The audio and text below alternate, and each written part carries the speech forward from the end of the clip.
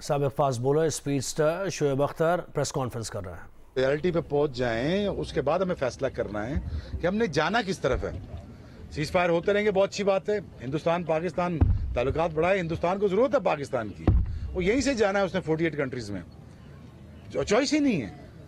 तो I am sure कि हमारे इशू सेटल हो जाएंगे in times to come. Cricket होगी, क्रिकेट ना भी हो इंडिया के साथ, ठीक है, with no disrespect to India, cricket ना भी हो, लेकिन आप इतने तगड़े बन जाओ ना, क्रिकेट बोर्ड इतना तगड़ा बन जाए, 100 बिलियन रुपीस कमा रहा हो साल का, हमारा बच्चा फर्स्ट क्लास का करोड़ रुपया कमा रहा हो, वो हमारी क्रिकेट तगड़ी हो जाए ना, हमें रिलाई करना ही ना पड़े किसी से। तो वो टाइम आ रहे जहां पे आपके पैसे आपको कम हो जाने। बिग 3 है, ठीक है, इंडिया का माल हो, इंडिया कहता है हमने नहीं देना आपको, फिर आप क्या कर लोगे? लेकिन अल्टीमेटली आपको अपना लेवल रेज करना पड़ना है, आपको एंटिटीज बड़ी करनी पड़नी है। ये ग्राउंड खाली पड़े हुए हैं, इन पे कुछ बना देते हैं, वो मार्कियां बना देते हैं। क्यों पाकिस्तान क्रिकेट बोर्ड प्रॉपर्टी का काम नहीं कर सकता? क्यों स्टॉक्स में नहीं आ सकता? क्यों? और जो हाइब्रिड गाड़ियां आ रही, कोई एक बंदा इफरादी लॉन्च कर रहा है, पीसीबी क्यों नहीं लॉन्च कर सकता? आप मेरी बात समझे? तो पीसीबी लॉन्च कर सकता नहीं है, इतनी बड़ी एंटिटी है पीसीबी, पैसे कमा सकते हो ना, पैसे कमाने के रेवेन्यू स्ट्रीम जमा करें। सो एलओसी पे सीज फायर हुआ, बहुत अच्छा है, इंशाल्लाह करे ऐसे ही हालात रहे, रनर अप तो ऐसे ही हालात रहे, तो दोनों मुल्क का फायदा है जी। जी लास्ट क्वेश्चन जी, हमने देखा आपने एलओसी की भी अभी तस्करा हो रहा था। हाँ जी, कश्मीर प्रीमियर लीग भी हो रही है, पॉजिटिव साइड है यहाँ खेलों के हवाले से, तो गिलगित बल्तिस्तान से भी नौजवान उसमें अगर शामिल हो जाएं तो ऐसा क्या आप समझते हैं बेहतरी हो सकती है? और दूसरा ये कि सोहेल खान और ताबिश खान जैसे नौजवानों को आप डोमेस्टिक में खिलाते रहते हैं, आखिर पे नेशनल में यार गिलगित बल्तिस्तान हमारा बड़ा प्रेशियस गिफ्ट है, जीबी हमारा बहुत प्रेशियस गिफ्ट है। कश्मीर, जीबी, ग्वादर, ये मैं टाइम मिला क्रिकेट से तो मैंने सफर शुरू किया पाकिस्तान का, और बलोचिस्तान की बैरन लैंड देखने गया वहाँ जी, कमाल है, हद हो गई कसम से। इतना खूबसूरत जगह बलोचिस्तान मैंने दुनिया में कहीं नहीं देखी। बलोचिस्तान की बात करूँ, जीबी को प्रमोट करना हमने, जीबी के ग्राउंड ग्वादर से ज्यादा खूबसूरत हैं, वो तो देखे ही नहीं अभी किसी ने। तो पोटेंशियल है, और केपीएल होना, जो केपीएल का आपने, अल्लाह करे कि इसमें ऑनरेबल लोग आए, एवरेज लोग ना आए, गंदे लोग ना आए, ये लीग हो जाए, ठीक है, इसका नैरेटिव अच्छा बिल्ड हो, ये ना हो कि लीग कंट्रोवर्शियल हो जाए और लोग इसमें ऐसे आ जाए इसकी वजह से ये लीग चल ना पाए। सो आई वुड रिक्वेस्ट कि नो ऑनरेबल पीपल कम इन और जंप इन करें, और जीबी क्रिकेट लीग स्टार्ट क्यों ना हो यार, जीबी क्रिकेट लीग स्टार्ट क्यों ना, ये इलाके हमें उठाने हैं। मेरे साथ जो मेरे चित्राल के लड़के थे, मेरे साथ खेलते थे, बेस्ट प्लेयर थे चित्राल के। मैं अभी केआरएल से होके यहाँ, जो अभी आपको पता चली होगी, वो केआरएल का स्टेडियम का नाम चेंज करके, वेरी ऑनरेबल जी, बहुत शुक्रिया केआरएल का, वाटर रिसर्च लेबॉर्ट्री का, डॉक्टर कदीर खान साहब का, जिन्होंने मुझे रखा था केआरएल में। उन्होंने ग्राउंड मेरे नाम पे लगा दिया, मुझे तो याद नहीं पड़ता किसी के नाम पे ग्राउंड हो आज तक मेरे ख्याल में, स्टेडियम नाम। तो सॉरी, मैं शुक्रिया अदा करूँ। सो बहुत ऑनर की बात है, लेकिन मैं जब केआरएल छोड़ा था तो मैंने ये फैसला किया था कि इस महकमे को छोड़ के मैं किसी और दूसरे महकमे में नौकरी नहीं करूँगा। तो मैं 10 साल या 11 साल मैंने नौकरी नहीं की, तो बड़ी ऑनर की बात है कि उन्होंने स्टेडियम का नाम मेरे नाम पे रख दिया है। बहुत बहुत शुक्रिया डॉक्टर AQ खान साहब का, फिर चेयरमैन साहब का, और ताहिर साहब का बहुत शुक्रिया, उन्होंने मुझे ये ऑनर से बख्शा। और मैं कोशिश करता रहूँगा जी, मैं जाऊँगा और बच्चों को वॉलंटियरली कोचिंग करूँगा। पर केपीएल हो जाए, बहुत अच्छी चीज़ है। पाकिस्तान में जितने बच्चे हमारे पैसा कमाएं, हलाल का पैसा कमाएं, ऊपर आए, बहुत अच्छा है। मेरी ये ख्वाहिश है, तो मैं तो बंदा नहीं हूँ यार कोई पैसा कमाने में डर, वो जो बुखार चढ़ जाती है, ये पैसा ये गाड़ी में क्यों आ रहा है, ये पैसा क्यों कमा रहा है। तो मैं चाहता हूँ कि बच्चे हमारे ऊपर आए, बच्चे पैसे कमाएं, ग्राउंडों में रौनक लगे। जी सर, जैसे आपका केरल का स्टेडियम का नाम आपके नाम जी रखा, तो ये क्या अच्छी बात नहीं है कि नेशनल क्रिकेट स्टेडियम या गद्दाफी स्टेडियम से नाम चेंज करके हमारे लेजेंड्स के नामों पे जो रखना चाहिए? जी, मैं कोशिश कर रहा हूँ पूरे पाकिस्तान के जो स्टेडियम है मेरे नाम पे हो जाए। जी मैं यही बिल्कुल रखना चाहिए, बिल्कुल रखना चाहिए, वैलिड क्वेश्चन है, बिल्कुल रखना चाहिए। इंक्लोजर हैं, स्टैंड्स हैं, जो खिदमात हैं, ये होनी चाहिए यार, बिल्कुल बहुत अच्छा आइडिया है। जी सर, इवेंट जो आज ऑर्गेनाइज किए, इसी तरह के इवेंट्स होते हैं तो एक पॉजिटिव एक्टिविटीज। यार देखो, मैं अभी 2-3 ऐड करने गया था, ऐड की शूटिंग करने गया था कुल मलीर में, बलोचिस्तान में, तो खाली सिर्फ मेरी एक एंट्री की वजह से 200 बंदा जॉब पे था, पूरा दिन 200 बंदा जॉब पे था। तो जॉब क्रिएशन हुई ना, 200 बंदे को काम मिला, रनर को काम मिला, गाड़ी वाले को मिला, पेट्रोल वाले को मिला। साबिक test cricketer Shoaib Akhtar media से गुफ्तगू कर रहे हैं। इस्लामाबाद में कोरोना केसेस में इजाफे के बाद कारोबारी इलाकों और पार्क्स को जुमे हफ्ते और इतवार को मुकम्मल बंद रखने का फैसला किया गया है। डीसी इस्लामाबाद के मुताबिक इंतजामिया ने दारुल हुकूमत के 3 सब सेक्टर्स को सील करने का फैसला किया है। नुमाइंदा जियो न्यूज़ अयाज अकबर यूसुफजई ने ज्वाइन किया। अयाज, क्या डिटेल्स हैं आपके पास?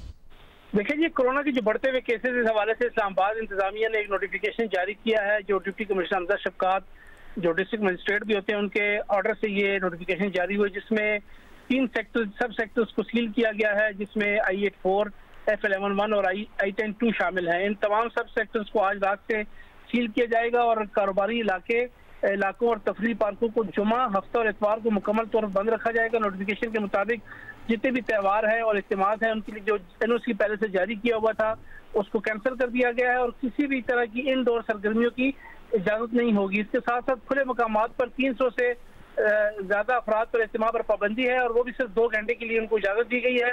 साथ साथ इस्लामाबाद में जितने भी दफातर हैं तमाम को तंबीह की जाती है कि अपने 50% अमला जो है उससे वो ज्यादा बुलाने की मजाज नहीं है और इससे ज्यादा हुआ तो इसके खिलाफ कार्रवाई की तमाम फैसले किए गए। बहुत शुक्रिया अयाज अकबर यूसुफजई।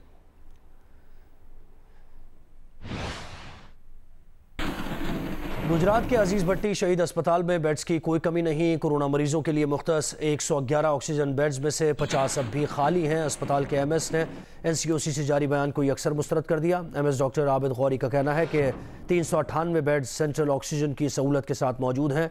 मजीद इजाफे की भी गुंजाइश है। गुज़श्ता रोज़ NCOC ने एलामिया में कहा था कि गुजरात में 100% ऑक्सीजन बेड्स पर मरीज मौजूद हैं।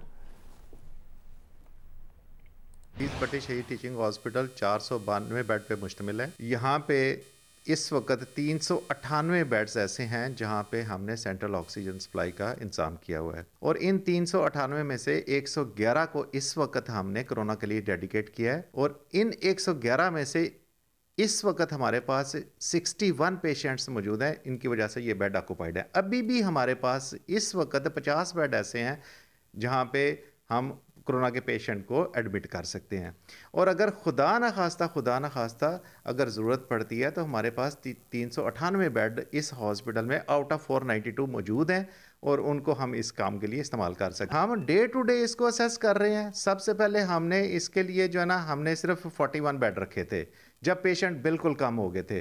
41 के बाद हमने इसको 62 कर दिया। 62 के बाद आज कोई तकरीबन हफ्ता हो गया इसको 111 किए हुए। तो कभी भी हमने किसी पेशेंट को ना रिफ्यूज़ किया है ना ही उसको किसी और जगह डिस्चार्ज किया। डिप्टी कमिश्नर गुजरात सैफ अनवर ने भी MS अजीज भट्टी शहीद अस्पताल के बयान की तौसीक कर दी है। उनका कहना है कि यह तासुर बिल्कुल गलत है कि गुजरात के अस्पतालों में बेड्स कम पड़ गए हैं। मरकजी अस्पताल के 398 बेड्स पर ऑक्सीजन की सहूलत मौजूद है। तहसील अस्पतालों में भी 10-10 बेड्स कोरोना के मरीजों के लिए मुख्तस हैं। मजीद बताएंगे नुमाइंदा जियो न्यूज़ राना अंसर। मेरे साथ इस वक्त डिप्टी कमिश्नर गुजरात सैफ अनवर जप्पा मौजूद हैं। हम उनसे बात करते हैं कि गुजरात में एक्चुअल सूरत हाल क्या है। सर बताइएगा, कहा यह जा रहा है कि गुजरात का जो अस्पताल है उसमें ऑक्सीजन वाले बेड्स ख़त्म हो गए हैं या कम पड़ गए हैं, बताइए क्या सूरत हाल है।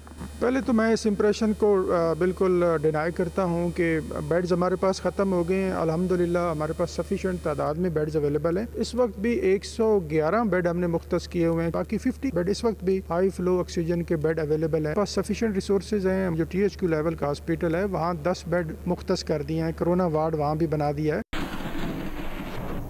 अवामी नेशनल पार्टी के सरबराह असफंदियार वली खान का कोरोना टेस्ट मुस्बत आ गया। ख़ानदानी ज़राए के मुताबिक असफंदियार वली खान ने खुद को घर पर क्वारंटीन कर लिया। डॉक्टर से मुशावरत के बाद असफंदियार वली खान को अस्पताल मुंतकिल किया जाएगा। ख़ानदानी ज़राए का ये बताना है।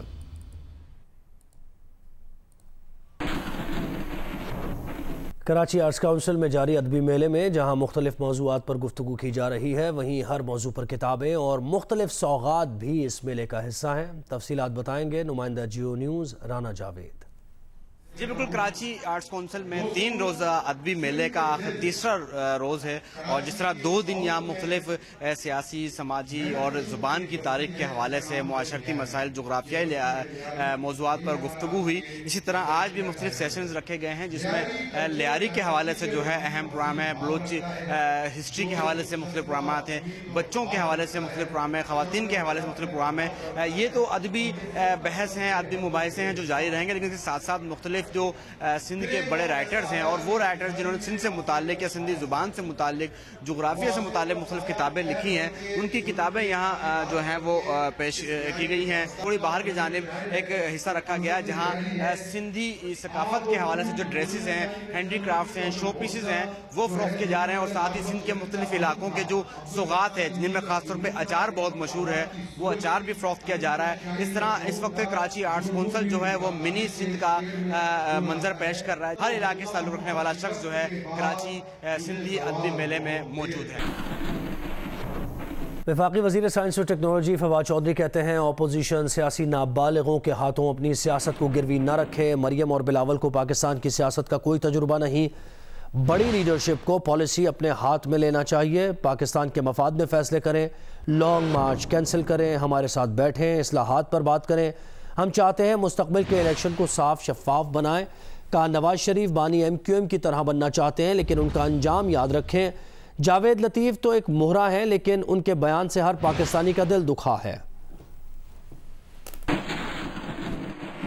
जावेद लतीफ एक शतरंज का मोहरा है। ये कहना कि हम ये नारा नहीं लगाएंगे, इसके ऊपर हर पाकिस्तानी का दिल जो है वो दुखा है। असल सोच जो है ये उनकी है जो अल्ताफ हुसैन बनना चाहते हैं। अल्ताफ हुसैन बनने जरूर, लेकिन उसका अंजाम भी फिर अपने सामने रखें। उनके बिहेवियर से यूं ही लगता है कि जैसे वो पता नहीं कोई इनकलाबी सोच लेके आए हैं, हालांकि इनकलाबी सोच उनकी यही है हमारे पैसे हमारे पास रहने दो। नवाज शरीफ और अल्ताफ हुसैन दोनों 85 की सियासत का तोहफा है। उनकी जो कीमत है वो सिर्फ एक इलेक्शन ही है। एक इलेक्शन आप हार जाएं तो रियासती इदारों के खिलाफ भी आप नबरदाजुमा हो जाएं। अब ये जो लॉन्ग मार्च है ये चार्टर ऑफ डेमोक्रेसी की आर्टिकल 21 की सरीहन खिलाफ वर्जी है। इंपॉर्टेंस ये है कि इसके ऊपर बेनजीर भुट्टो के साइन, और अब इनमें ये जुर्रत है कि ये बेनजीर भुट्टो के तय करदा असूलों को भी पामाल कर रहे हैं। वफाकी वज़ीर इत्तलात शिबली फराज कहते हैं PDM बदनीयतों का इकट्ठ है। उन्होंने जानबूझकर अब्दुल गफूर हैदरी को हरवाया। सेनेट इलेक्शन में साबित हो गया कि ये फिर टूट फूट का शिकार होंगे। पाकिस्तान मुस्लिम लीग नून ने पीपल्स पार्टी की पीठ में छुरा घोंपा है और पीपल्स पार्टी ने मौलाना फजल रहमान के, क्योंकि जो नताइज के जो चेयरमैन और डिप्टी चेयरमैन के जो नताइज हैं उससे यही ज़ाहिर होता है कि उन्होंने मौलाना हैदरी को यानी फजल रहमान ग्रुप को उन्होंने रिजेक्ट किया है। तो जब इस तरह के बदनीयतों पे मबनी एक इकट्ठ हो तो जाहिर है कि वो उसकी तो साख रोज़ बरोज़ ख़त्म होती है। वो हो गई थी, वो उन्होंने एक नेशनल असेंबली की सेनेट सीट पे समझा कि ये दोबारा उनकी उसमें कोई जान आ गई है, लेकिन वो एक आइसोलेटेड सा वाक़या था और जो सेनेट के इलेक्शंस हुए उससे साबित हो गया है कि ये आपस में अब टूट फूट का शिकार होंगे। पीपल्स पार्टी के रहनुमा रज़ा रब्बानी कहते हैं सादिक संजरानी हमारा नहीं किसी और का तोहफा है। मुल्क में मुकम्मल तौर पर आइन की हुक्मरानी होनी चाहिए। मरियम नवाज़ की ज़मानत मनसूखी की दरख्वास्त को अनोखा करार दे दिया। कहा मरियम नवाज़ शायद कल गिरफ्तार ना हो।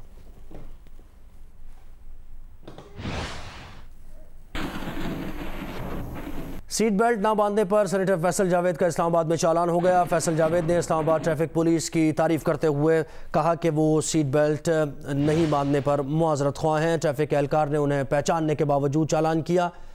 ये हर खास व आम के लिए पैगाम है।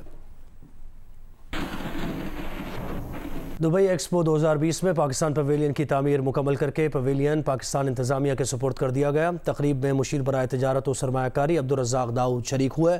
आलमी नुमाइश दुबई एक्सपो इस साल अक्टूबर में शुरू होगी। 100 से ज़ायद ममालिक के पवेलियन दुबई एक्सपो में तामीर किए गए हैं। पाकिस्तान पवेलियन $28 मिलियन से ज़ायद लागत में तैयार हुआ, जिसमें हुकूमत अबू धाबी ने $14 मिलियन की इमदाद दी। पाकिस्तानी हुकाम ने पवेलियन की तामीर में अमाराती इमदाद का शुक्रिया अदा किया और कहा कि पाकिस्तान पवेलियन सयाहत, सरमायाकारी और सकाफत के फ़रोग़ में मुआवन होगा।